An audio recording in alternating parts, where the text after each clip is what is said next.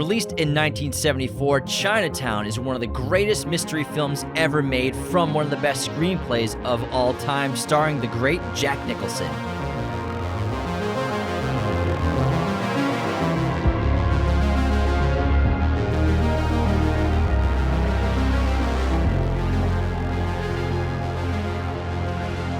Forget it, Jack.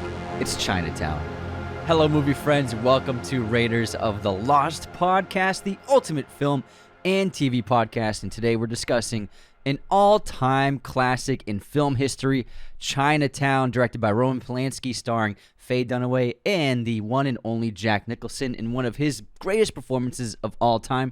This is one of the greatest L.A. movies, as well as one of the best crime investigation mysteries of all time. And just one of the best movies of all time. In my greatest movie list, I put it at number 21. Nice. Remember, like a year ago, we did that, which was yeah. super fun, our own individual videos. I don't remember where you put Chinatown, probably like top 50, I'm sure. It was up there, yeah. Yeah, but it's also, it boasts one of the best screenplays, if not the best screenplay of all time, which we'll talk about in a little bit of why it's regarded as that by the majority of the film community. I took, in a couple of my film classes, the teacher taught Chinatown as the structural format of a perfect screenplay. It's taught around the world in terms of how precise it is and what it does for its story. And it was written by Robert Towne. It's an original screenplay. It's fictional, obviously based loosely on real events of the water wars in Los Angeles that actually happened. So there was a ton of real corruption in this city. Probably still is a little bit, but that's obviously what built this city as well, in addition to the oil, that which we talked about in the There Will Be Blood episode.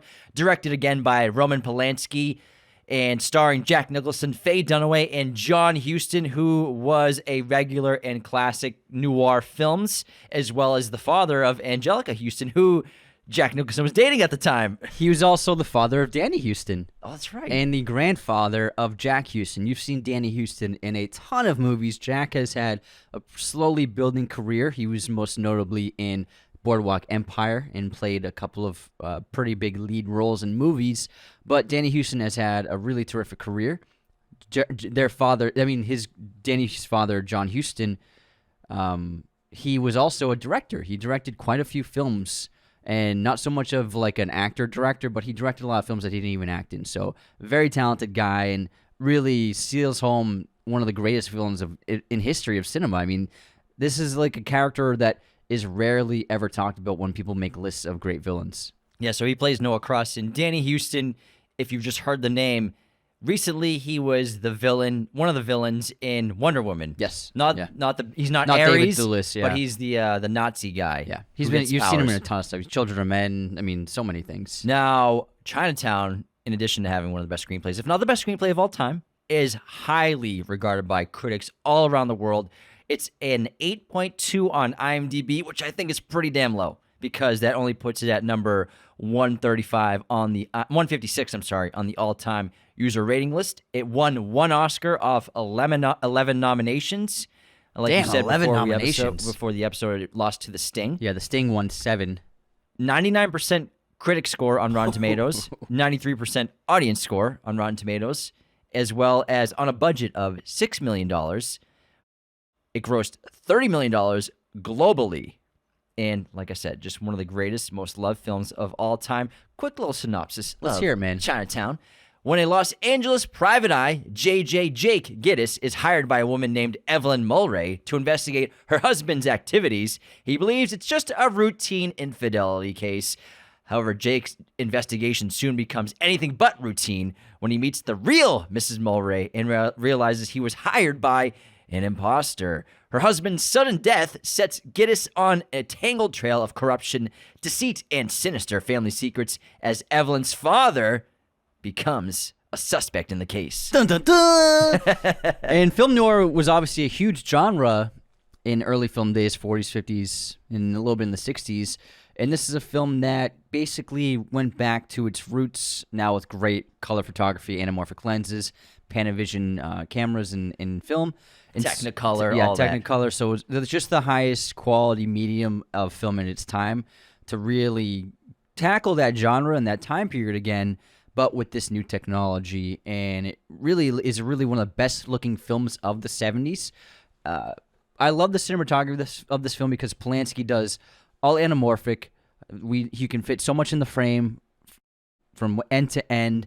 You can also get a lot of subjects in focus, and also there's some great handheld work in this film that works perfectly for the sequences, some excellent stunts. But all in all, it's just a very controlled, tightly filmed movie that if you watch it a lot and enough times, you can really basically kind of study it as a way of learning how to make a film, because Polanski does everything right, and every choice, every decision, whether it be with the cinematography, sound design, the editing is terrific, and then performances in this film are some of the best of the decade for sure. Faye Dunaway is really fantastic. Houston is excellent, but Jack Nicholson, one of the greatest actors of all time. This is definitely one of his better roles, and something that obviously comes up in his filmography is possibly the best film he ever did. But in the 70s, he was absolutely on fire. And this role was really important and instrumental to him building his career. He had already been nominated for five Easy Pieces before this. But Jack was a huge rising star, and he actually turned down The Godfather to star in this film. And I saw this interview he did. Someone interviewed him in like the 80s, and they're like, "How do you regret turning down The Godfather?" He's like, "Well, I think Chinatown's a pretty great movie." He's like, "No, I don't regret it at all." And so I suppose that the 70s couple of movies really take the zeitgeist by storm, whether it be the Godfather movies and maybe the first Star Wars and a couple of other films. And movies like this, which are also on the same tier, they kind of maybe get a little forgotten, or in comparison to The Godfather, maybe reduced. But make no mistake, this is one of the greatest films of the 70s, and the 70s is probably the best cinematic decade of all time. Yeah, I agree. And the shadow that The Godfather and The Godfather Part 2 casts over so many great films is pretty dark and pretty big, and it's tough to get shown. Even though this is a perfect movie, it's a masterpiece in every sense of the word. It's an absolute clinic in directing from Roman Polanski. Clinic in acting, everything about it is sensational. And just to stay on the camera work for a little bit, cinematography was done by John Alonzo, who was a documentary filmmaker, and so the way he lit this was really unique. You know, he lit it kind of like how he would light his documentary sequences when obviously interviewing people. So that was kind of like a new way of lighting, or an unheard of way of lighting for a feature-length film like this. So I think that added a great strength to it, because I think the lighting in this movie is terrific. Cinematography, like you said, the wide anamorphic lens helps the story so much in this movie, because there's a lot going on. There's a lot of characters in the same shots a lot of times in a lot of different scenes. There's layers. Yeah, and what this does with these anamorphic wide lenses, you get a large depth of field. You can get a lot of things in focus in the background and foreground. So you can have a shot with 5 characters. Maybe some people are in the hallway, and Jake's in the room that the camera's in, but the other people in the hallway are still in focus, and they're all still in this wide shot. So I think it really helps tell the story and the narrative of this film with the characters. And they put the camera right up to people's faces. That makes sense that he was a former documentarian cinematographer and filmmaker, because there's a quality to the camera work in this film where they just bring it right up to an actor's face, and it's just to the point where they're not getting warped because of the anamorphic lens. And films weren't really being made like that at that time. And someone who I think that really compounded on that approach to cinematography would be Emmanuel Lubezki, who has filmed a lot of Iñárritu films and Cuarón films. But Iñárritu and Terrence Malick really let Lubezki get the camera right up to people's faces, and it will warp them a little bit, but it gets you it's like this personal touch to the filmmaking and blocking with the actor, where it's, especially in this era where wides and medium wides were mostly prominent in films, and there was always like a good amount of distance between a character and the actual audience for majority of films. In this film, you're right up on Jack's face a lot of the time, Faye Dunaway a lot of the time, and so I really like the personal quality of the cinematography. And I adore the music to this film, this like sexy jazz saxophone. It's beautiful, adds so much intrigue and mystery, capturing the essence and sounds of the classic film noir era. It was done by Jerry Goldsmith, who ironically also did the other great L.A. mystery film, L.A. Confidential. Also Alien. And won an Oscar for Mulan in 1999. Oh. Great composer, but I adore the music to this film. And it's actually reminiscent a lot of, I think, for Taxi Driver, even though Having the brass, the sexy saxophone sequences, obviously makes me think of that as well. But I adore the music, and I absolutely love the opening credits to this film. Just a classic credit roll. Get every name in there with this beautiful music and the design. It looks like it's from silent film from the 30s, 20s, and 30s. And I think that artistically and aesthetically, this movie is perfect in every single way. And that's a great way to open it. And it's such a wonderful Los Angeles film. And if you live in Los Angeles, it's because I watched this film many times before we moved here, and now when I watch this film, I'm like, oh my god, I used to live like right there. Echo Park Lake. Echo Park. What? Are you kidding me? The boats are still there. You still do that. It's my old neighborhood. It's crazy. And I spent a lot of time in Chinatown too. The Chinatown in LA is actually surprisingly small. They do make it look pretty big in the film and in other films that shoot here. Rush Hour 2, actually, Rush Hour 4, they have a huge Chinatown sequence, that chase sequence on the rooftops and stuff. That was filmed in the LA Chinatown. And it actually... Rush Hour 4 hasn't even been made. Lethal Weapon 4. Sorry, Lethal Weapon 4. Lethal Weapon 4. Sorry, when they're chasing Jet Li around. The Chinatown in LA is actually quite small. There's really one main boulevard, and that's not even that long. But it is a cool place, and they have lots of shops, and there's even a little shopping mall, little restaurants here and there. It's not as big as you would think it is, but they did a terrific job of making it feel really big in the sequences that were in Chinatown. But, I mean, just LA is a really big city, and this film traverses the landscape of the city in all aspects of it. And I like the history of it because this is before the Valley was implemented into LA as part of LA. The story, because it takes place in 1937, remember? Exactly. So Los Angeles at this point in time, it was just like Los Angeles, like the Hollywood surrounding areas, and then the hills wasn't even Los Angeles. And then above that, which is now called the Valley, Studio City, Sherman Oaks, North Hollywood, Van Nuys, these are now part of LA. If you're in Van Nuys, you'd say I'm in LA. But in this film, that geography wasn't even part of LA at the time. And so obviously we learned through the course of the film, part of the plans is by combining those areas into the city to integrate the water system into it. So I like the history of how the city actually was built and formed, and obviously greed and corruption is prevalent throughout the entire course of the film. And ultimately, on the surface, it seems like corruption and greed would be the theme of the film, but I believe the theme of Chinatown is inevitability, and Chinatown being the title, it's basically representative of, for example, Jack's personal history with Chinatown. The film's not saying Chinatown is a bad place. It's a place where bad things happen, and where you meet your end. When you're trying to do something, you're trying to serve justice, you always find the inevitability of dealing with corruption, of dealing with those who are really in power, and how there's really nothing you can do to stop things or to actually change things for the better. So the inevitable hand of law, Jake in this film, inevitably can't do anything, and there's no way of really doing anything that can benefit the society. It's a terrific choice for a title because, it's, like you said, it's not saying Chinatown's bad, and it's not even saying that Chinatown is the cause of events or the end of events. Chinatown and what it means in this film isn't a location. It's a theme. It's, like you said, inevitability, but also bad luck.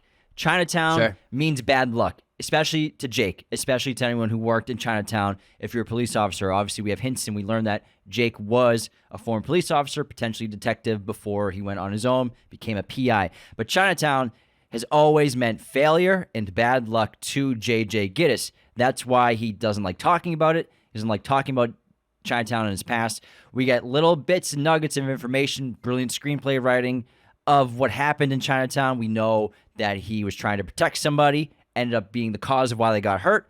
Similarly to this film, in the third act of this movie, he obviously, again, got involved with a woman back then, which is, we don't even get exposition about that. We just get one line from the detective from Escobar saying, "You never learn, do you, Jake?" When they're in the back of the car and he wants to go bring, supposedly, Evelyn out by himself. You never learn, meaning he always gets involved with the woman in the cases that he's involved in. And so Chinatown, technically the title doesn't refer to a place. It just refers to, like Anthony said, inevitability of corruption, of failure, bad luck.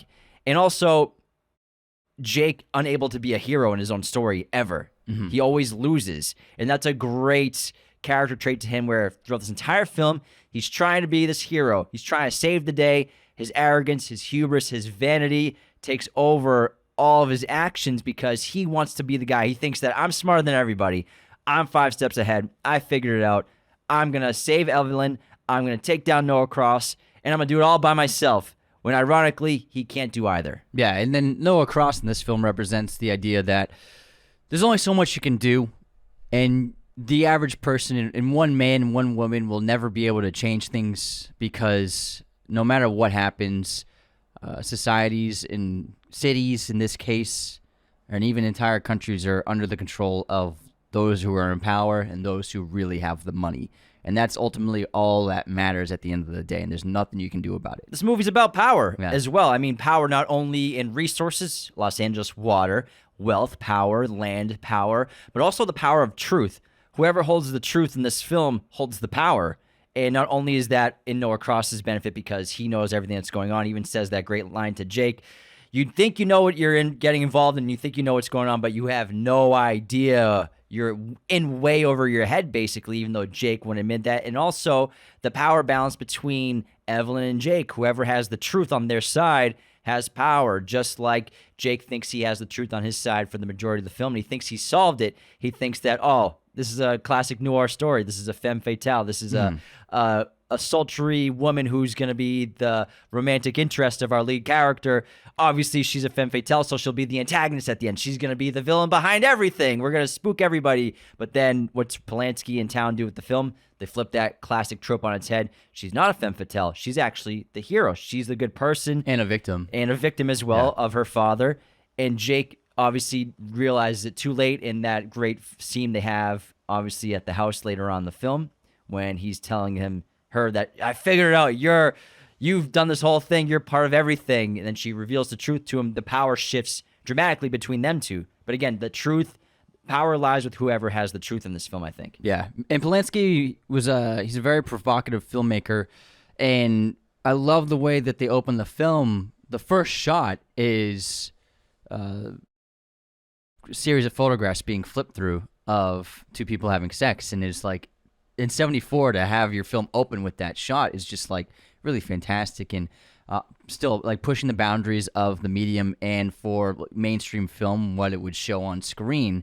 And I thought it was a really terrific way of showcasing exactly who Geddes is with just an image. And we get a sense for who the character is and what he does for a living in a matter of 20 seconds with hardly any dialogue. And it's just a terrific way to open the film and combine that with the ending of the film, the loss, the failure, once again. It's a terrific way to open and end the film. This opening scene gives us all the characterization for JJ we need. From the dialogue as well as his physicality, his wardrobe, his style, we learn a lot. Not only is he seem like a reliable guy because he's talking to this guy, Paulie. Hey, Paulie. Like, I'm not going to charge you for these photos. You hired me. I know you don't have the money. You can owe me some other way, basically. He's being like a friend. But at the same time, he's really well dressed. The style of this movie is incredible. You can tell this guy, the way he talks, he's new to wealth. He's new to having money. He dresses himself really sharp. He fits into affluent society, even though when he speaks, he doesn't necessarily always fit in affluent society. He's constantly apologizing sometimes for his vulgar language, especially in front of women, which is just something that he can never give up because he's from the streets. He's lower class, but now he's like up and integrating into upper class society. But the dialogue of him just trying to be a good guy, a good friend, as well as when the fake imposter Miss Mulray comes in to hire him to spy on her husband, Mr. Mulray. She thinks he's having an affair. At first he's like, "Oh, no way, really? Of course, yeah, that's terrible." Because this is all he's in for. He's like, same thing over. He loves his job. He makes good money, but he's kind of getting sick of it. And at the same time, he'd rather not do it again. He tries to talk her out of it because he probably is more interested in better cases and more big cases. That's why he becomes obsessed with this case because of this corruption, the water corruption that he's so infatuated by because he thinks, I'm going to be a big hero. I can solve this case, finally a case that I care about rather than just the typical adultery, infidelity. And so I think we got like you said, plenty of characterization in the first 5 minutes. This opening scene from him. And also the lieutenant says, hey, you look like you're doing well for yourself. So clearly he's risen into, a more comfortable position in terms of the success of his career, but also he's the kind of person who can afford to get his face shaved at a barber shop every day instead of shaving it himself. That's a different kind of class where if you don't even shave yourself, that's a really good indication for someone's status in society, where I don't even shave. Someone shaves my face for me. And that's another step of just like a great character detail. That goes back all the way to ancient Rome. People Really? getting their faces shaved, and they didn't even use any shaving cream or anything back God. then. So you just go to get your face shaved, and they're like, all right, hold still. Did you know they had to-go restaurants in Rome?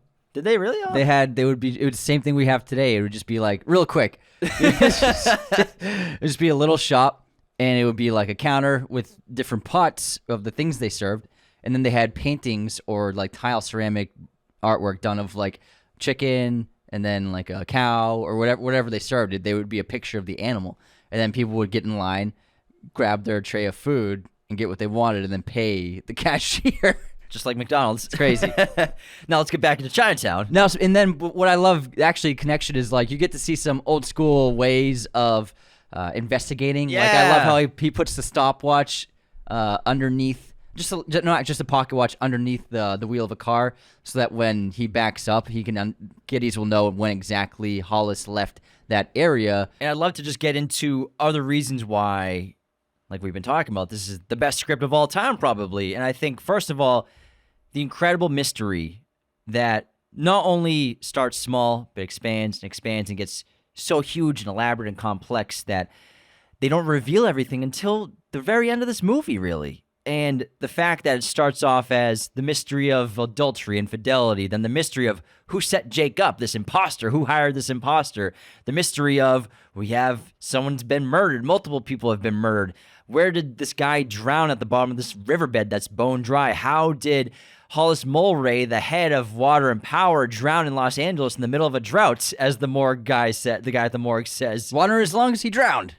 So how did he get salt water in his lungs? And what was in that pond in the back of the Mulray's house that we don't find out until later on? And it's such a great mystery. And then we see the massive corruption of Noah Cross and the power and control he has over Los Angeles and how he's the most corrupt person there. And he's the key to this big mystery. Same thing with the mystery of Evelyn and this young girl, the girlfriend of Hollis Mulray. Who was that? Who was it actually? And I love how this great mystery, we get the answers in the first 20 minutes, 30 minutes of the movie. Really, yeah. We go in the backyard of the Mulray's home when Jake goes there, and he asks the gardener he doesn't ask him. Yeah, he sees something in the pond in the back. He almost reaches in to grab it, but Miss Mulray comes back from what I'm assuming was riding a horse. She looks like she's in equestrian attire, and Yeah, she said JJ she was right. Yeah. doesn't get to pull out whatever was in the water. Not to mention incredible miscommunication when he talks to the gardener, and he thinks the gardener says bad for glass. Yes, bad for glass. When really the gardener was saying bad for grass. And if Jake only asked him to re-say what he said or come again, he would have realized that this is a saltwater pond, and he would have made the connections to the mystery and probably solved it so much sooner.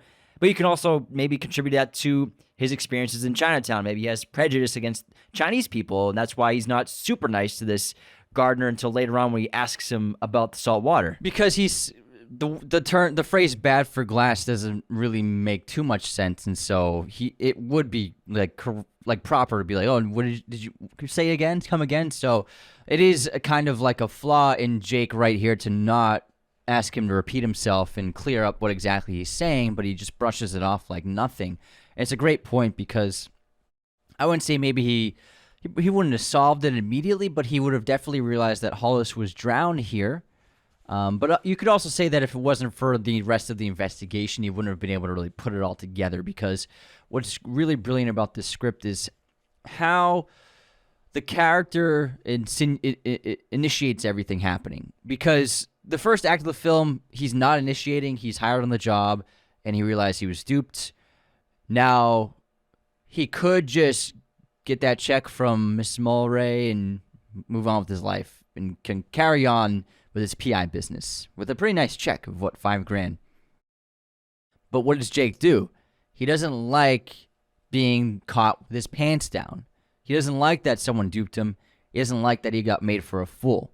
And so he actively goes out to seek out what exactly is going on, who is responsible for this, and that leads him into the series of events that ends up revealing the ultimate truths of the mystery.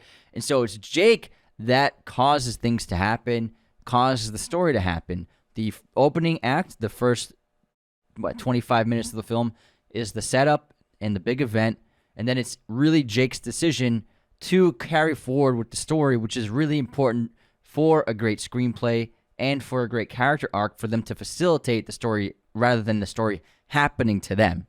I also adore movies and screenplays that only follow the character, the main character. Jake is in every scene. We're always watching him. He's everywhere. We never see interactions of characters without Jake in this entire movie.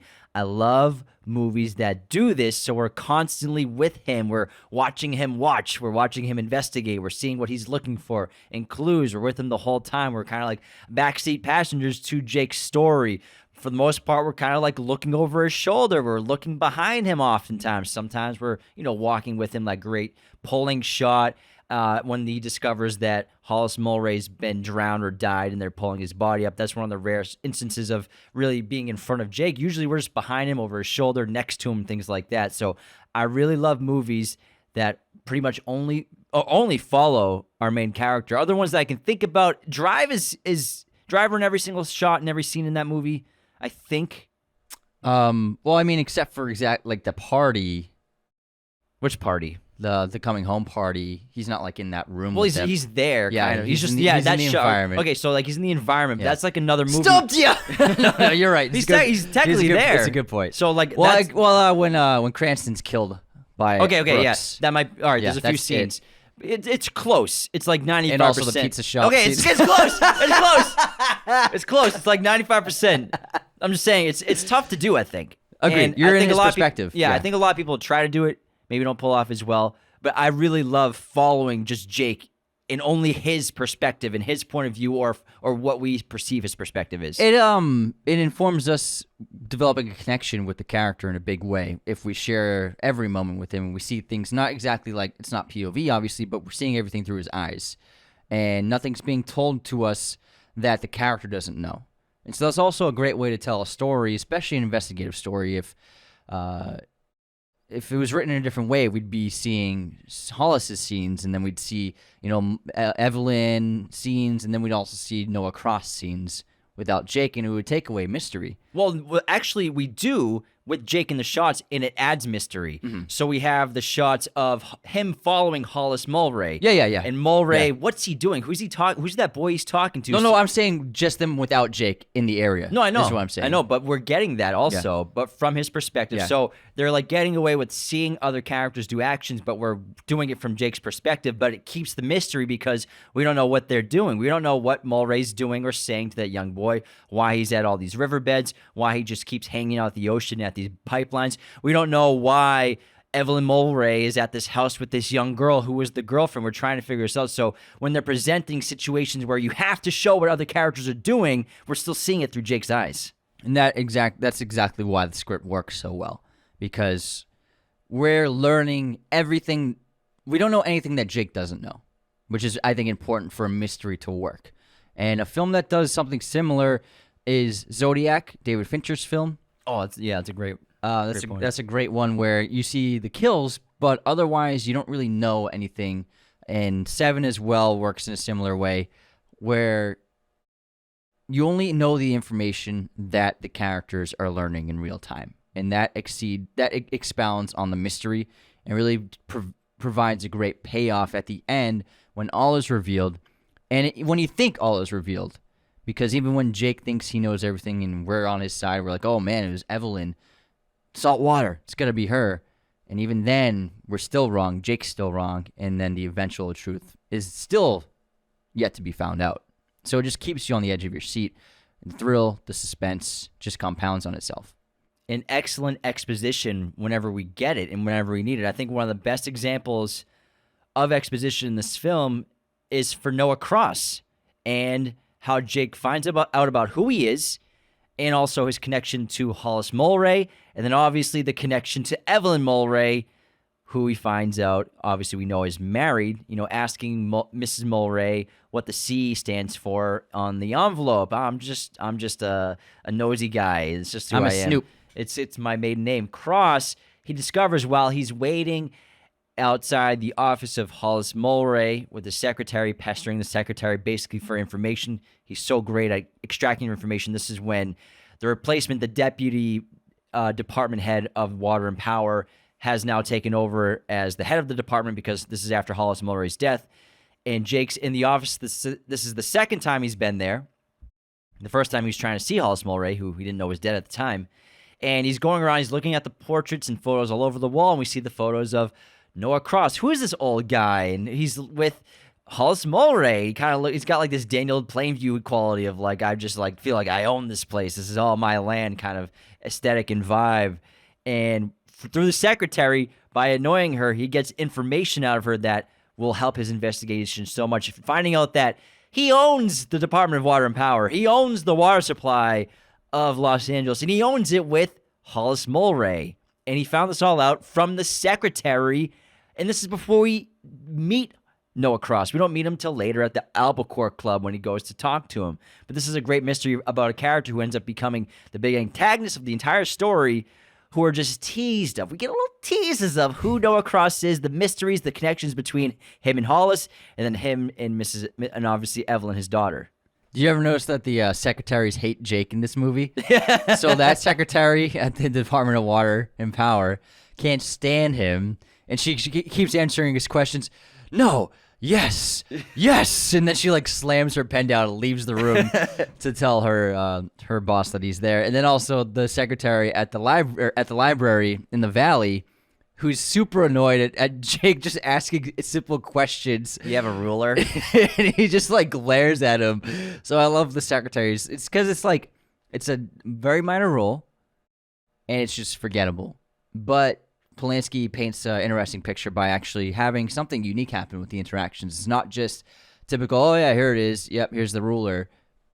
Very boring. But he actually adds a lot of interesting qualities to just these tiny characters that really, I think, make this film on rewatches really funny. Because I always think it's hysterical. I laugh at the library scene, and I always laugh at the Department of Water and Power. It's a funny movie. There's some great lines, some great jokes in this movie.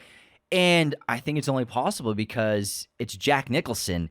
And 1970s, it was pretty good to be Jack Nicholson. This guy was a superstar, global, massive star around the world.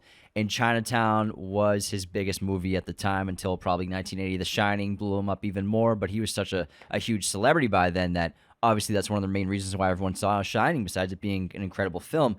But in the 1970s, Jack Nicholson in these flashy, beautiful suits, lit so well, the perfect tan. The guy just looks incredible in every shot in this movie, even when he's getting beat up, even when he has this nasty cut on his nose, even when he's covered with the massive bandage on his face, he still is freaking Jack Nicholson. And also, this is a film, early filmmaking days where, he did a pretty dangerous stunt with that water stunt.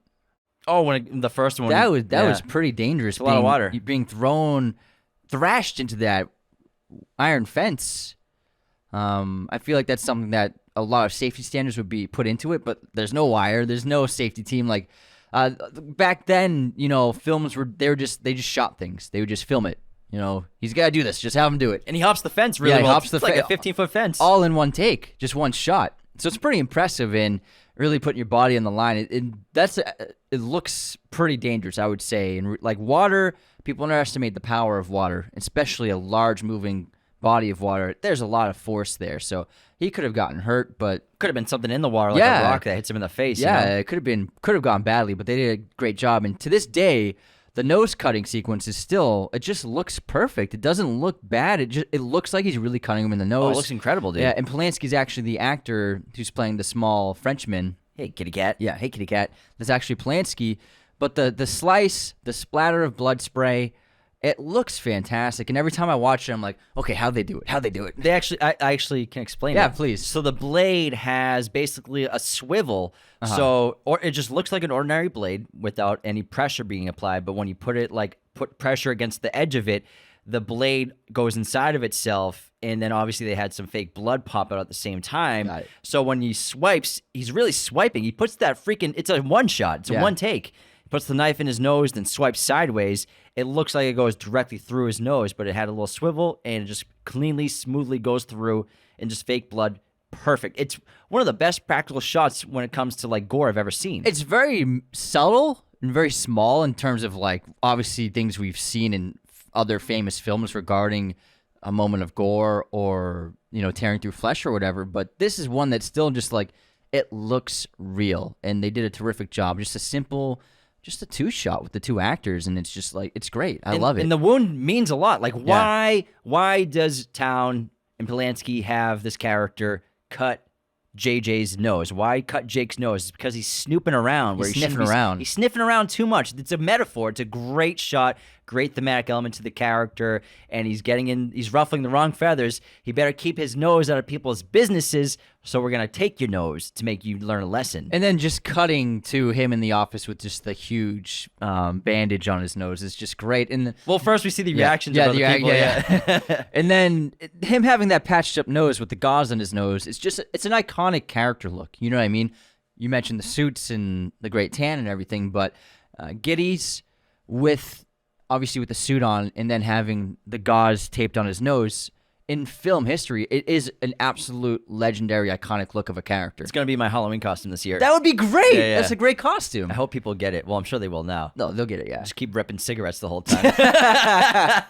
It is the 70s. Try to thin my hair out a little bit up top. It still looks good, man. I mean, Jack's always been able to pull off. I mean, he's hardly had any hair ever. On top, yeah. But he still pulls it off. He's just too cool and confident. He's got it. Jack has always, aside from his personality, he's got a very striking face. You know what I mean? The camera loves him, and the expressions he can pull from his face just really, they light up the screen. And it's just, I'm sure every filmmaker, it was just a joy photographing him. I think it's more, obviously, the camera loves Jack, but Yeah. I think more Jack loves the camera. Oh, yeah. I think that's also what's part of it as well. Yeah, he loves attention. He always loved attention. That's why he's perfect as Jake Yeah. Gittes. No one else could have done it like this, and just bringing the vanity and confidence to the character just makes this film so special. And these characters, the characters are incredible. I mean, that's one of the best parts of it. But also, the thing with Chinatown and how we were talking about how people kind of forget about it, and obviously the shadow of the great films, other great films from the 70s have kind of kept it hidden or in the shadows. But also the controversy around Roman Polanski has also added kind of this weird reflection of reality and terrible things. And also at the same time the story was being written and made, we were at the height of Watergate in the 1970s with Richard Nixon and the scandal of the spying on presidential campaigns. So that was also another reflection of corruption in American culture and in Western civilization that was massive and part of everything that's going on. And, of course, the influence of the real water wars. So this film, whether you're talking about it from the story itself or the history of the film, it is a reflection of reality, which I think adds so much of like a mystical quality to it. But it is a film, and we've talked about it a bunch of times how it seems as though classic films, older films, they're being seen less and less by newer generations. And this is a film that's an example of that. I mean, it has half as many reviews on Letterboxd as Evil Dead Rise does. That's crazy. But a lot of people watched this episode because we told everyone we were covering That's it. awesome. And a lot of them, it was their first time viewings. I just really hope that films like this, because this is a film when I was a teenager and going to film school, 19, 20 years old, it was a film I learned a lot about. And then you watch it, and it's a movie that made me realize the greatness of a film and how a film can be really like perfect. And this is an example of a pitch perfect movie, every aspect of it, from the top of the line crew to the bottom of the line crew. It really is, without a doubt, one of the greatest films ever made. What a picture. What a picture. And I really just hope that, and this is a movie that influenced so many movies after it. Obviously, it is reflection of the film noir genre, which became famous in the 40s and 50s.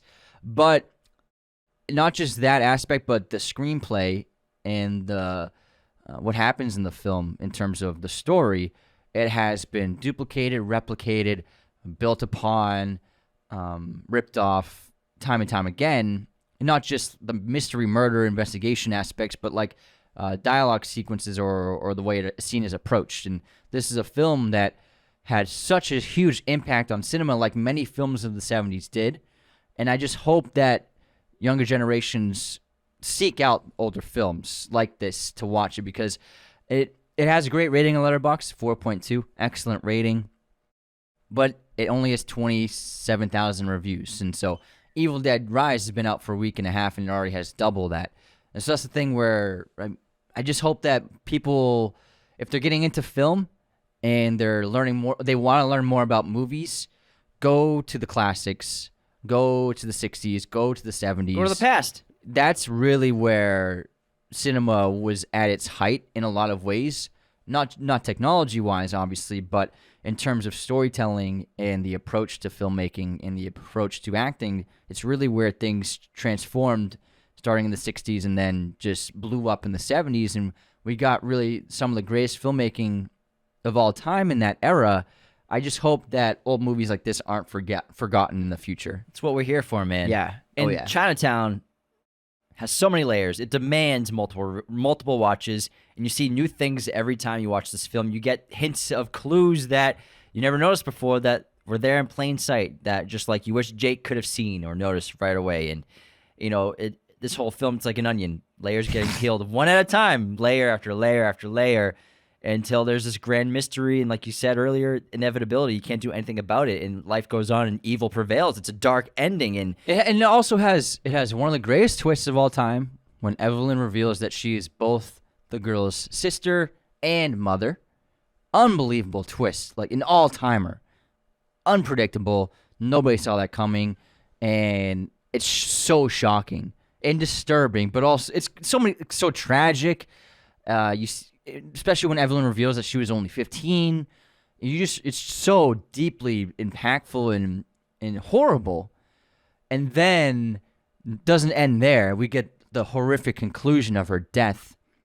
And it's just such a tragic film. It really takes a turn, and it's so powerful. And when this movie ends, even though I've watched it so many times, when the credits roll, I'm always just like, oh my, it's unbelievable. It's so impactful, makes you really think about it and reflect on it, and it really is an unforgettable conclusion. That this third act is really just so shocking. And there's so many layers to the tragedy. Yeah. Not only does Noah Cross win, he gets everything he wanted. Obviously, he lost his daughter Evelyn, but he hasn't considered Evelyn his daughter for years. He says, at least I'm trying to be with the one daughter that I have left. That's Evelyn's daughter and his daughter as well. So Noah Cross wins because he gets her. At the end of the film, he gets her, walks away, takes his daughter to go and be. He wins because the conspiracy does not get any legs and no one cares. All they care about is now the death of Evelyn Mulray now, and that situation. So Noah Cross gets away. He's going to get his deal done. He's going to get control of the valley and control of the water and become the future of Los Angeles. The future, Mr. Giddies. But not only does he win and evil prevails, but J.J. Gittes, Jake, facilitates it. He's the one that brought him to Chinatown. Why did he bring him to Chinatown? Obviously, he's held at gunpoint, but his hubris and his arrogance makes him think that I can bring Noah Cross down by myself.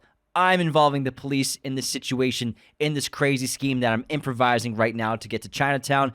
I'm going to get Noah Cross arrested. They're going to believe my side of the story. I've uncovered everything. I'm helping Evelyn. I'm getting her out of the country. I got a ride for her to get to Mexico. I'm going to be the big hero. I'm going to do the right thing. I've got this whole thing. Yeah. He thinks he can take down Noah Cross on his own by showing up at the Mulray's house, saying he has the daughter. He doesn't think Noah Cross is going to show up with someone with a gun. He's not going to threaten him. So Jake facilitates evil to prevail. He could help Evelyn get to Mexico on his own. He could drive her to Mexico by herself. But he wants to be the hero. He wants to make the headlines, even though he says he doesn't care about the headlines when he's in the barbershop. He really does care about the headlines. It's just when someone criticizes it, he gets upset about it. But Jake, He creates Chinatown 2.0. He's the cause of his failure, but also back to the source of his bad luck in Chinatown, where once before he got involved with a woman in a case, and she got hurt because of him. Evelyn Mulray has died because Jake Gittes thought he could save the day again. In Chinatown, same thing happened. Let's head into our intermission, though, before we get more involved in Chinatown. But before we continue, the best way to support Raiders of the Lost Podcast is to become a patron at patreon.com/Raiders of the Lost Podcast. We have 5 different tiers of membership, and every single tier gets access to 2 weekly bonus episodes of our show. You get access to a normal bonus episode, as well as the weekly chat every week, which is exclusively on Patreon. You all have access to it. We have tiers in the $2, $5, $10, $25, and $100 range. Each tier comes with incredible perks. Don't miss out on supporting our show, as well as getting a ton of bonus content. Thank you, everyone around the world, for supporting us on Patreon. This episode is sponsored by our friends at movieposters.com, the #1 place to get your posters online today. Head on over to their website and use our promo code Raiders10 to get 10% off your order today. They have a gigantic selection of pretty much every movie and TV show in their poster library, as well as Chinatown. If there's a movie lover in your life, it's the best gift you can get them. And if you love movies, you want to decorate your place with a bunch of movie memorabilia, movieposters.com is the best place to get posters. Be sure to use our promo code Raiders10 at movieposters.com today. All right, Anthony, let's get into our intermission for our episode on Chinatown. You ready? I'm ready. Let's start with the movie quote competition. You ready? I'm not ready. You're not ready? I'm ready. Greed, for lack of a better word, is good. Wall Street. Yeah. Oh, yeah. Nice. Easy peasy. Here's my quote. It's from a fan. It is from... One second. Hold, please. Local hero on Instagram. I make $31,000 a year, and I've got a home, and I'm not about to throw it away on a punk like you. But someday when you're out of here, and you've forgotten all about this place, and they've forgotten all about you, and you're wrapped up in your pathetic life, I'm gonna be there. Can you say it one more time? I make $31,000 a year, and I've got a home, and I'm not about to throw it away on a punk like you. But someday when you're out of here, and you've forgotten all about this place, and they've forgotten about you, and you're wrapped up in your pathetic life, I'm going to be there. That's right, and I'm going to kick the living shit out of you, man. I'm going to knock your dick in the dirt. You forgot about that. It sounds super familiar, but I don't know. It's from The Breakfast Club. Ah. Okay. Told you you'd stump him. Stump me. All right. Guess this movie release year. The Ninth Gate. 1998. 1999. Ah. Love that movie. It's such a good one. Another Polanski one. Yes, sir. Johnny Depp. Johnny Dizzle. Guess this. Demons. And Angels. Guess this movie release year. Amores Perros. 1988.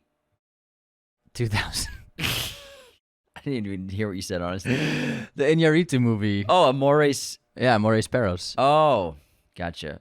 I thought you said pedals. I was just straight up guessing. I did not say pedals. It's not like pedals. How about you ask me to repeat myself next time? I'm like Jake Gittes, man. Bad for glass. Movie pop quiz time. What Roman Polanski film won the Palme d'Or at Cannes? Good question. I'm going to go with The Pianist. Yes, sir. Oh, yeah. Great movie. Who directed Colin Farrell in Alexander? Who did make Alexander? Who's responsible for that? Is it Oliver Stone? Yeah, Oliver Stone. Good guess. Nice job. I didn't think you'd get that. Me neither. That was a tough one. Listen, this is a shot in the dark, but you wouldn't happen to be pre-law. Good one, Hunter. Sick reference, bro. All right. What's your streaming? Oh, my streaming recommendation for this. Wait, no, we got haters. What we got? We got some haters, Yeah, man. let's go, Anthony. Who we got? We got some haters. Who we got? We always got haters. We got some good ones. All right. Enriquez PJ wrote, Y'all actually gonna do research on these movies or just IMDb them? Unsubscribed. People say that all the time on TikTok. Oh man, and These guys just like read off the IMDb list. The Evil Dead clip talking about Sam Raimi's car. And you said that they painted the chainsaw to satisfy the requirement. Didn't satisfy me. Space Giraffe wrote, "Satisfied requirement, my ass." Unsubscribed. Exactly, dude. Why can't you put the car in there? Why not? I don't know, man. Just put it in the fucking. You're in a parking garage. I don't know, Just man. put it in the corner. Yeah, right? Like, just put it there. Oh, we couldn't find a spot to put it in the movie. You're in a fucking parking garage. Chad Battles wrote, Elle Fanning over Anya Taylor-Joy. Split Amsterdam to Northman, Peaky Blinders, Queen's Gambit last night in Soho. Biggest snub since Saving Private Ryan lost to Shakespeare in Love. Unsubscribed. She's great. She's great, but I think Elle has more pull. She's almost there, man. Yeah, we put her at 11, man. Yeah, That's 12. Or 12. Yeah. It's tough. It's a tough list to make. It's tough list. Because then who are you going to cut from our top 10? Elle Fanning for you, but I wouldn't cut Elle. no, for yeah. our listener, our unsubscriber. But respect your opinion, man. Huge Anya Taylor-Joy fan. Jack on YouTube wrote, "Bro, I'm just laughing at Florence Pugh's head being stuck in the corner of the screen during the intro of this episode, and I genuinely don't even know why I find that funny. Unsubscribe for making me think I'm weird." Wait, what? Because you had like a banner of all the of actresses, women, yeah. and her head was like in the bottom corner. Yeah. I was like, I didn't mess the banner up, did I? No. This is not a hater, but just a really great comment. It is technically an unsubscribe comment, so I just wanted to read it. From Ryan Desmond, I have to say, there aren't a lot of people I'd rather listen to discuss film than you two.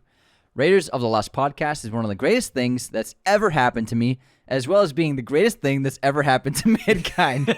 History will remember this podcast, along with the birth of Christ and whenever Cheetos were invented. I look forward to spending the rest of my life listening to this podcast and wishing nothing but the best for this thing's future.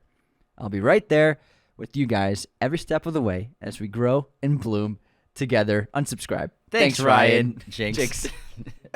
Cheetos and J. Christ. Dudes, Flamin' Hot Cheetos are on another level. Like iconic things.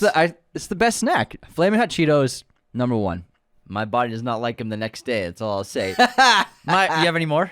That's it, yeah. My streaming recommendation for this episode is Boogie Nights on Hulu. Just got put there for May 2023. It's one of Paul Thomas Anderson's best films. Highly recommend checking it out if you haven't seen it or just revisiting. Bro, I got Talented Mr. Ripley for my streaming rec. We watched it last 17th week. time. Oh my god, it's so good. What a picture. It gets better every time I watch it. So good. It's like they don't make movies like that anymore, It's man. great. What That a is great fucking movie. brilliant movie. So good. Shit. Dicky. We're gonna do it soon. We're also gonna do more movies from the 90s. And you're gonna see a lot more classic films in our episodes, as well as still plenty of films that are coming out week by week.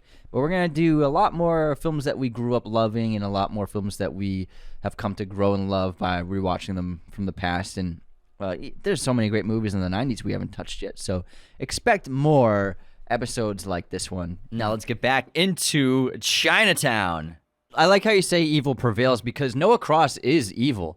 He is a vile human being, and one of the most clear indicators of this is it has nothing to do with his schemes or anything, but it has everything to do with this line. This one line he says to Jake at Evelyn's house in the last act of the film, and he tells Jake, "People are capable of pretty much anything under the right circumstances." He's defending himself for having intercourse with his own daughter. That's what that line is for, and to defend that is such a terrible, reprehensible thing to say. Noah Cross truly is evil.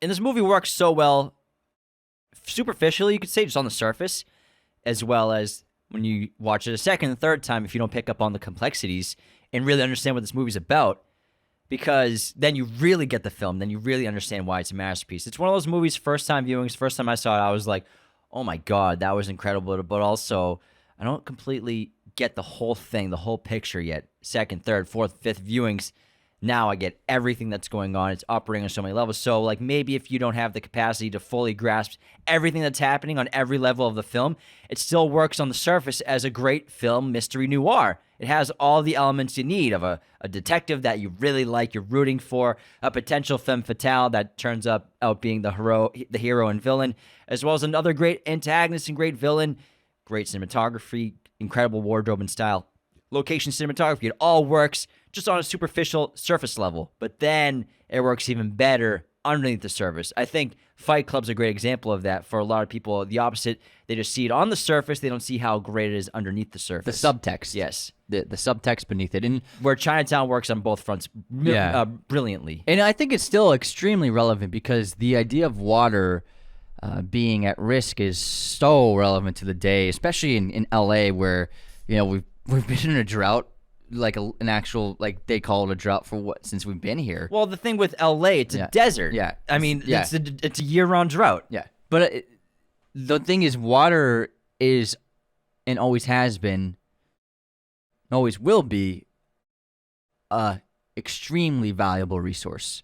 And the people who control that, especially in this film, represent basically the control of society.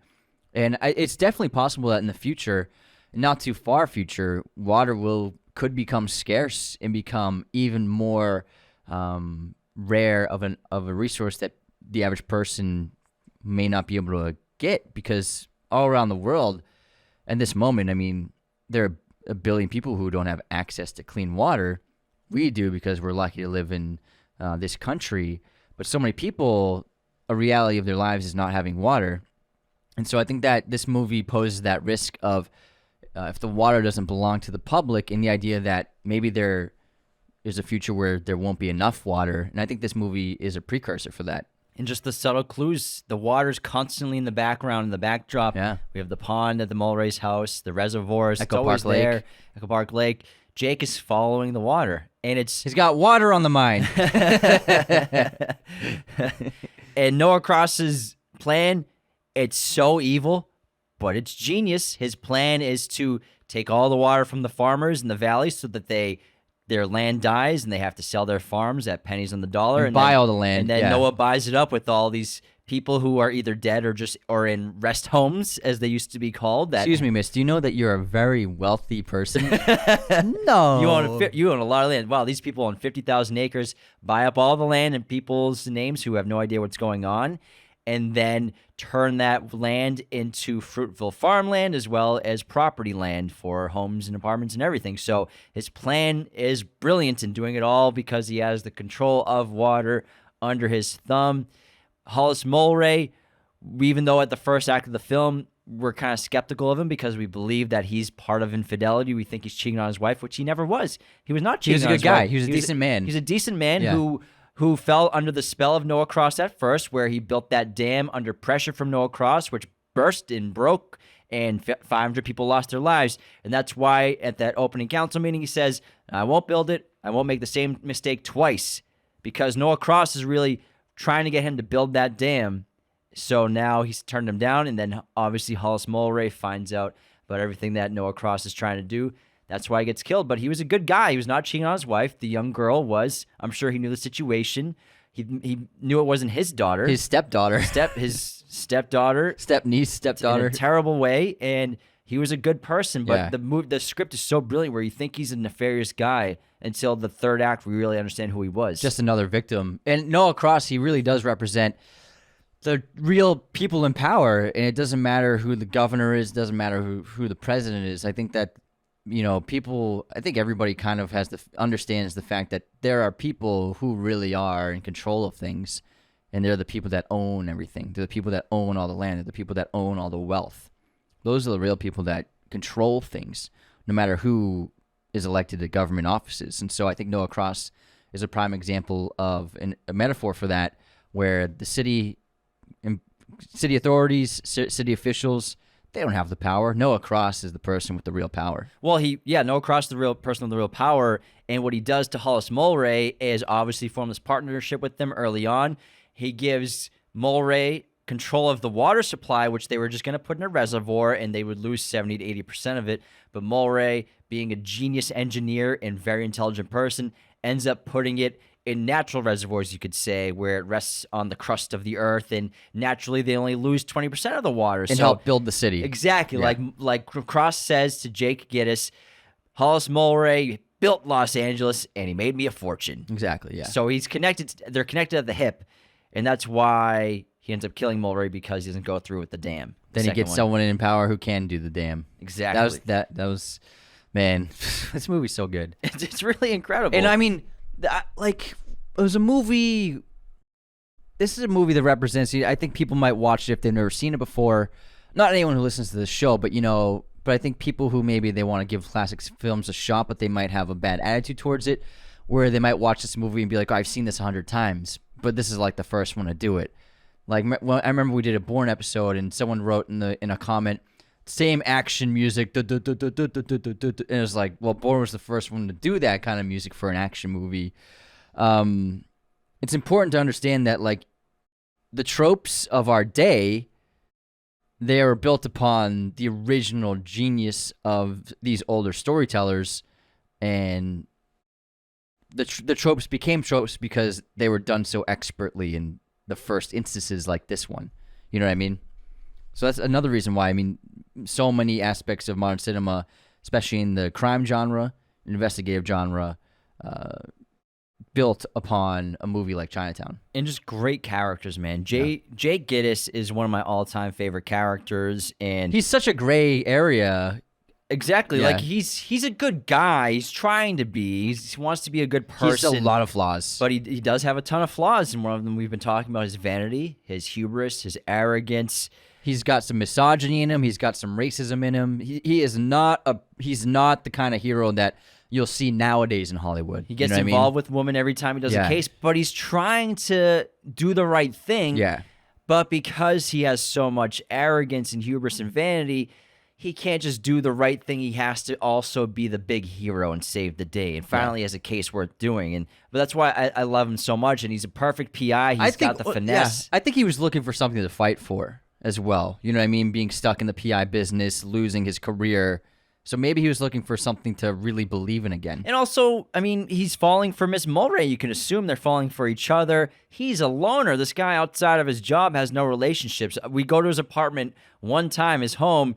What's he doing? He's by himself. He puts on those fancy pajamas. You're just like, this guy's so full of himself. And I love it. I love every second of it. Yeah. Can't get a moment of peace, but he's a lonely person outside of his PI work. And that's why I think you can assume he just gets involved with his PI work constantly when it comes to relationships. I also think that he's a person, he doesn't like what he does. And that's why he gets so defensive in the barbershop when that other customer calls him out for, you certainly have an interesting way of making a living. And then he gets so upset with the guy. He's like, hey, I make an honest living, pal, just like anybody. I'm not kicking people out of their homes like you at the mortgage department. To react that negatively and that angrily clearly shows that he's not happy about what he does. I'm sure, like I said, he likes the money. Yeah. Gets paid really well. He's got staff. He's got everything. He's got offices. He's $35 a day. Plus expenses and a bonus if he finds results.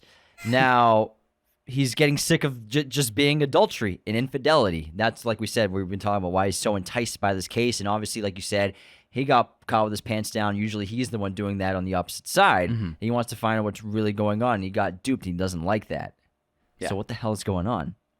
So amazing character. But he's a great PI too at the same time. If you take away the bad traits, he's great at thinking on his feet. He's got the finesse that he's trying to tell. I think it's Barney. He's like, listen, this is what you got. This job requires a little finesse. Jake has that. He'll get in these high balcony, odd places for the perfect photo angle. He knows the stopwatch technique about putting it under the tire, things like that. But I will say, he is not great in a fight.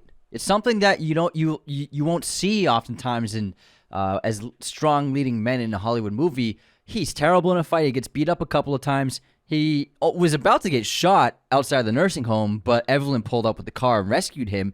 So he's a person where also getting the better of him outside the water reservoir when he gets his nose sliced off. So if he is put into a bad confrontation, he's probably not going to get out without getting beat up or hurt in some way. Let me defend my guy Jake right now. First of all, he beats the crap out of Mulville outside the rest home. He gets the upper hand on Mulville. He comes out, beats the piss out of him. He beats him up big time, all right? Big time. He also has a gun pointed at him outside the Oaks Reservoir. What are you going to do, fight a guy with a gun? Yeah. So he just obviously gets beat up. He just gets his nose sliced because someone's got a gun on him. Also, when he gets his ass kicked at the Orange Grove, it's 1 against 4. What do you want him to do? He does a pretty good job. He's getting beat with a cane, with a crutch. He beats some of them up. He does, yeah. But he gets knocked out. He gets his ass kicked, but it's 1 against 4. Okay. So put some respect on my guy Jake's name. He's good in the fight, all right? 1-on-1, he's fine. He beat the fuck out of Mulville. That's true. That's true. But he did rush Mulville. But I feel like it's these are sequences where we see like a big action scene. You know what I mean? And sometimes it's better when the hero gets defeated real easily or quickly, or it doesn't have to be like. I'm not saying there's a problem with John Wick, but I feel like people might have the tendency to go John Wick route, and when it wouldn't make sense. You know what I mean? Or the Bourne route, Just beating for the everybody out. action. Well, the thing why it works so well in this movie is because it's realistic. Yeah. Of course. If you're going to get in 5 fights, you're probably going to lose most of them, Exactly. especially if it's Yeah. 4-on-1 or people have guns and you don't, because he doesn't carry weapons. That's the thing about Jake. Doesn't carry weapons. But also, I don't think a PI legally could at you that can have time. well, it depends at on that time. Yeah, maybe not, but it Think so, depends on the yeah. state right now if you can have Well, right, yeah, concealed now carry. yeah. And now, But I'm saying usually as for law enforcement. but it also works so well in this movie because it showcases how Jake has these bursts of being in control and having no control. Being in control, having no control. So before he Well, yeah, when he hits Evelyn. So before he gets beat up at, well, yeah, that's an example too. So, but at the Orange Grove, for example, he's sitting in his car smoking a cigarette, confident. I know what's going on. I'm solving this stuff. I was just at the records. I ripped that stuff up. I'm figuring stuff out right now, man. And now I'm gonna get my ass kicked. I get shot at by a shotgun, and these guys are chasing me on horseback. Orange Grove. So he goes from having an extreme confidence and control over what he thinks is his investigation and evidence, and he's gonna uncover even more truths, to now getting knocked unconscious and getting his butt kicked. The Evelyn situation. Horrible temper. Yeah, it's the same thing I was talking about earlier with the power of who has the truth, has the power and the control. Now he slaps Evelyn around a few times, especially when at first she told him outside the house that she's my sister. Yeah, a and few Jake, scenes, yeah. and Jake ate it up. He's like, all right, whatever, but I'll let you He's go like, for no now." big deal. Yeah. But then he goes back to the house. He finds the girl again, and she says, she's my daughter. Boom, like, tell me the truth. She's my sister, slap. She's my daughter, slap. This was also Faye Dunaway's idea to get slapped around. So she thought the scene wasn't working, and Faye Dunaway told Jack in annoyance about how the scene wasn't working too well, like, just slap me. Just start slapping me. So it was actually her idea to get hit in the scene. Okay. And so, like you said, he loses his temper. He has no control. He thinks he has the control. He thinks he has the truth, and he wants the truth, slapping her around. And then she gets the upper hand by fully revealing the truth. And what happens to Jake? He becomes so not defeated, but docile. And also, I will do anything to protect you at this moment. Yeah. And I think that the slapping scene is an instance where I said earlier where just because the person is the lead character of the Hollywood movie and the essential hero of the story, what works so well at this film is that he is so flawed and he can be a decent person, but then he can also be a terrible person. And that's what is the complexity of the character, where he's someone who can tell a good joke and put his life on the line to maybe try to make this city a better place, but then also he'll hit a woman out of his temper. So he is not through and through a good person. And that's what I think makes the film so interesting. And films like this that were generally being made back then, you won't see that nowadays, obviously. But I just think it's not so cut and dry. And just because he's the hero doesn't mean he's a true hero and an upstanding human being. You know, he is an extremely flawed individual with a lot of problems. Another great example of the control shift is when he first goes to Mulray's office before he knows Mulray's dead, and he's looking for Mulray, and he goes in there, and the secretary goes to get the deputy of the DWP. And while he's in Mulray's office, he's going through drawers and stuff like that, and he finds a clue in that book of the blueprints of the dam. It says 7 p.m. Oaks Reservoir. And that's where he goes later on. And then before he leaves, he goes in the deputy's office, And he says before he leaves, "You mind if I grab a couple of your cards in case I can't get in touch with Mulray? Help yourself." He takes like 5 of the cards. He uses that business card to pose as the deputy at that reservoir where they discovered Hollis's body in the water and are pulling him up. And then when he goes to Oaks Reservoir, again, he found this clue. I got a lead. I'm in control. I have some power. But he loses the power immediately when he gets pushed by the water, the gunshots, and then nose cut. So like constant shift of control and power for Jake Gittes the whole film. And there's something about, especially mystery films pre-internet and pre-smartphones, where the character has to do so much legwork to figure things out. And I just prefer it because a movie like this, it would have to change drastically if something like smartphones were involved. Like, it wouldn't work. You'd have to rewrite the whole thing. And so I really love older movies pre-internet and pre-technology because it allowed for a lot more freedom and control of the story, and you can really do more with the characters, whereas a lot of problems can be solved just from a Google search or like looking something up online. Not to say that there aren't films like that do a phenomenal job, like Girl with the Dragon Tattoo is a great example of one.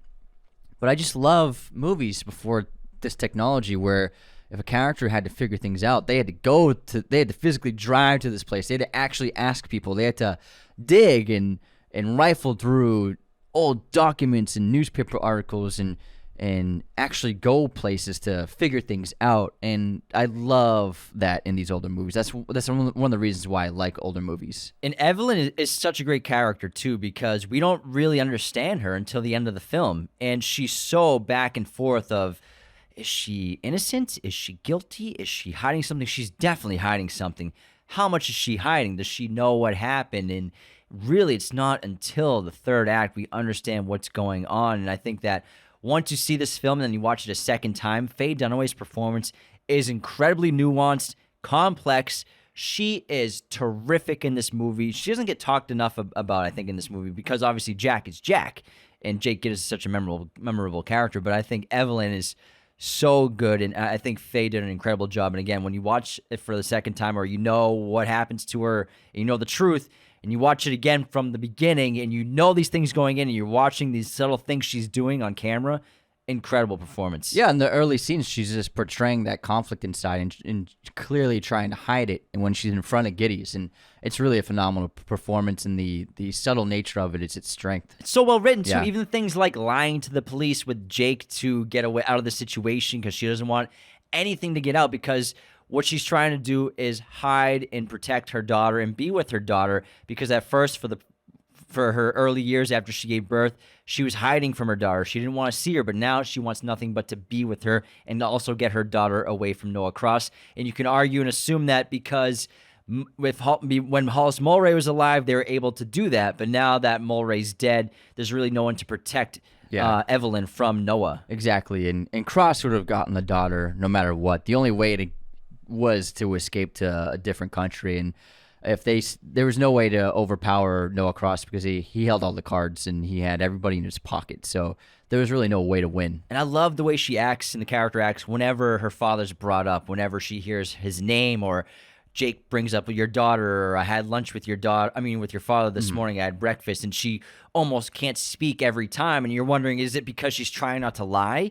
Or is she just so horrified every time she hears his name or thinks of her father, which is probably the case instead. I would say latter for more so for sure. So it's just a really terrific performance all around for every actor in this film. Yeah, I mean, they were two of the best of their time, both of them. To be in this one movie is great, and their chemistry is really terrific. But if you haven't seen this, you gotta check it out. You gotta get on it. Gotta get on it. On it for show. You got anything else on the great Chinatown? I love it. It's great. You love it. Let me pull up some fun facts. Got some fun facts, yeah, bro? Like, give me 1 sec. Yeah, get them in. Let me get the Get those fun facts, document man. out.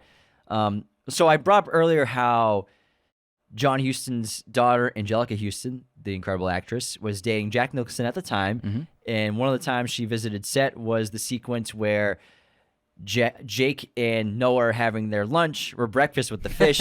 And John Huston actually says the line, "Are you sleeping with my daughter, or have you slept with my daughter?" And so she's on set in this scene. He's saying that to her. It's really his daughter, which is pretty damn funny. That's funny. What else we got? Okay, so screenwriter Robert Towne was originally offered $125,000 to write a screenplay for The Great Gatsby, but Towne felt that he couldn't do better than the F. Scott Fitzgerald novel, and accepted instead $25,000 to write his own story, Chinatown, instead. Yeah, ironically, they made it right after this with Redford. At one point, Roman Polanski and Jack Nicholson got into such a heated argument that Polanski smashed Nicholson's portable television with a mop. Nicholson used to use the television to watch the Los Angeles Lakers basketball games and kept stalling shooting. Oh my God, what a fanatic. Super funny. And also, Faye Dunaway and Roman Polanski were notorious for their on-set arguments as well. Just quite a bit. But I mean, hey, sometimes that's what you need for these incredible movies to get made. Yeah, some people are just very disagreeable, and you have to do your best to work with them. Well, thank you so much for tuning into this episode on... You're not disagreeable. Sometimes. Yeah, The sometimes. incredible film, Chinatown. We hope that this episode made you revisit it and maybe check out some more films from the past. Maybe in the 1970s, maybe in Nicholson or Dunaway and Polanski's catalog, because they've made incredible movies throughout the years. Thanks so much for tuning in around the world. Don't forget to become a patron today at patreon.com/Raiders of the Lost Podcast. It's the best way to support the show. Take care, everybody. This episode was executive produced by our chosen one patrons, Cody Moen, Andrew Hagan, Becca Keene, Benjamin Cook, Calvin Murphy Griggs, Nicholas Martin, Darian Singleton, Tyler McFly, Andrew Hagan. Our chosen one patrons are our biggest supporters. Thank you so much. Raiders of the Lost Podcast is a mirror image production. Sound mixing done by Jacob Kossler. Opening music by Chase Jackson.